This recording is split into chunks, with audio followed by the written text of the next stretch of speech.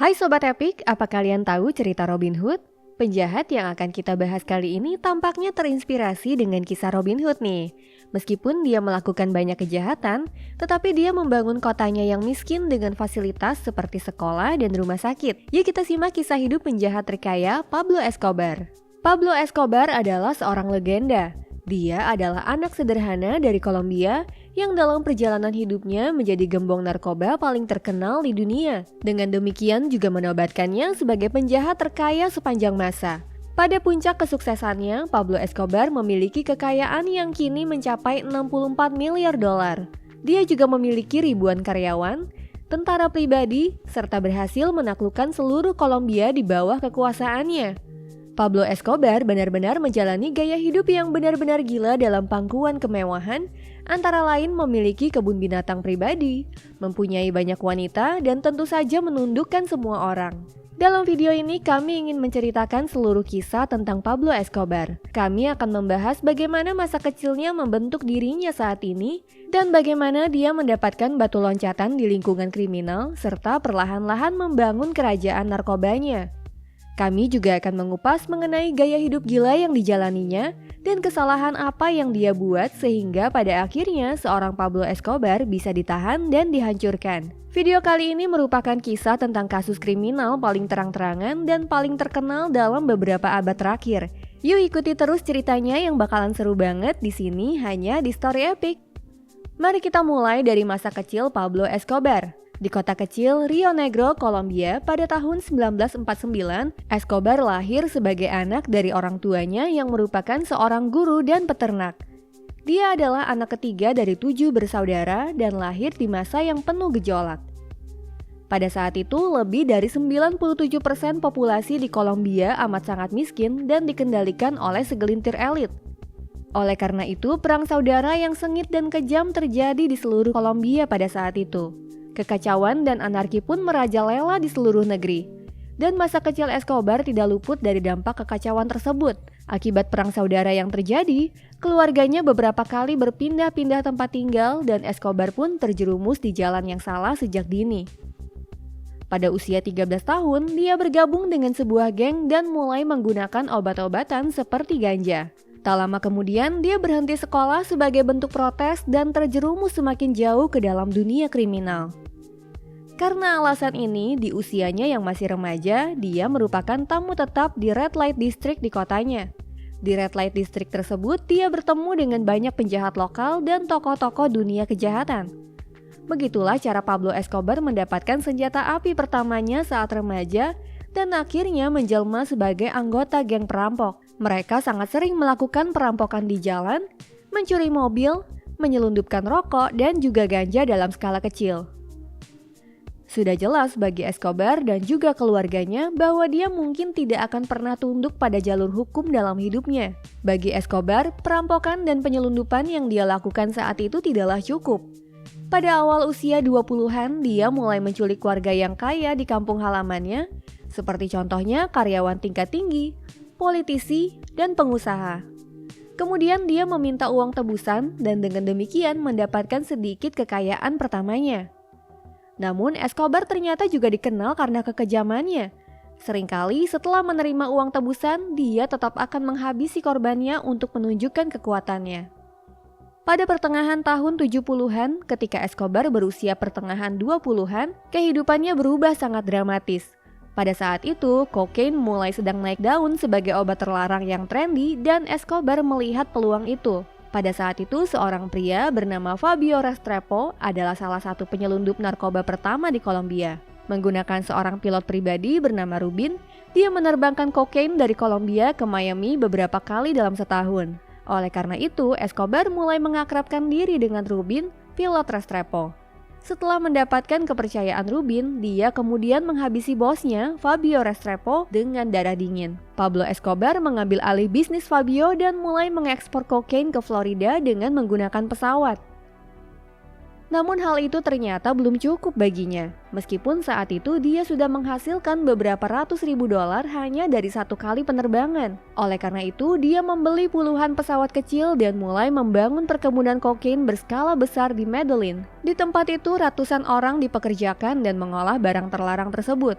Dengan cara-caranya ini, selama bertahun-tahun dia menjadi salah satu pengedar narkoba terbesar di dunia dan pada akhirnya menguasai hingga 80% pasar narkoba internasional.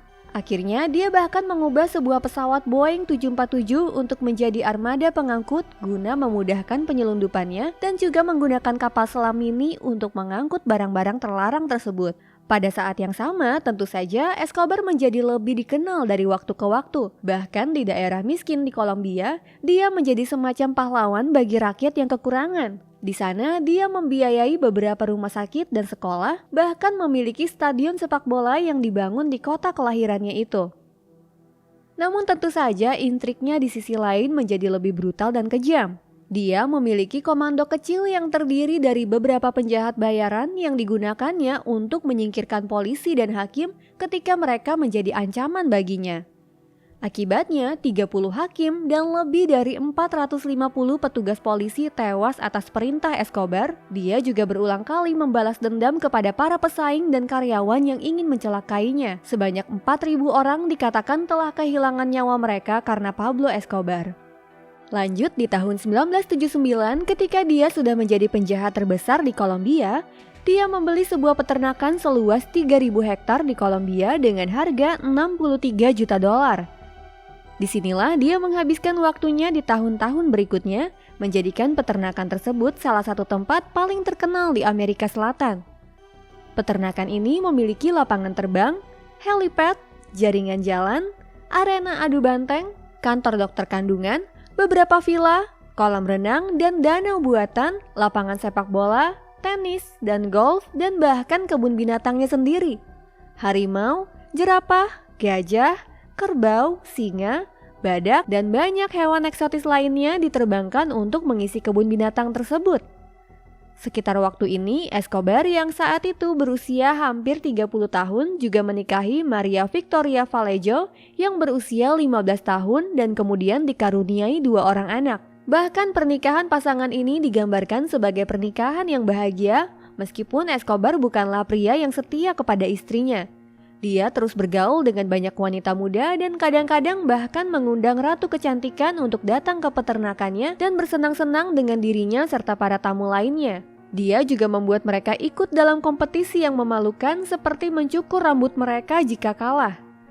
Namun Escobar juga seorang pria yang kebapakan. Foto-foto bersejarah menunjukkan bahwa dia menghabiskan banyak waktu dengan keluarganya dan terutama putranya, tetapi pada kenyataannya, kecintaannya pada keluarga inilah yang menjadi jalan kehancurannya. Di tahun-tahun terakhir kehidupan Escobar, dia tak segan menunjukkan betapa hebat dan berkuasanya dia melalui kasus-kasus kriminalnya. Pada akhir tahun 1980-an, negara Kolombia mengesahkan apa yang disebut sebagai Hukum Los Extraditables. Undang-undang ini menetapkan bahwa mulai sekarang, Kolombia akan mengekstradisi semua pengedar dan penyelundup narkoba yang berbisnis di Amerika ke penjara Amerika Serikat. Akibatnya, Pablo Escobar divonis untuk menghabiskan sisa hidupnya di penjara Amerika, tetapi dia melawan. Dia menggunakan semua pasukan dan anak buahnya untuk mengobarkan perang melawan pemerintah Kolombia. Dia menyuruh para sikarionya, yaitu para komplotannya, untuk menghabisi ratusan polisi, hakim dan politisi, dan juga bahkan calon presiden pada saat itu, Luis Carlos Galán. Dia bahkan menanam bom di ibu kota Kolombia, Bogota, untuk menimbulkan kekacauan dan menghasut penduduk untuk melawan pihak berwenang dan polisi dengan menawarkan ribuan dolar sebagai imbalan untuk setiap petugas yang berhasil dilumpuhkan. Bentrokan tersebut berlangsung selama hampir 2 tahun dan membuat Kolombia mencekam.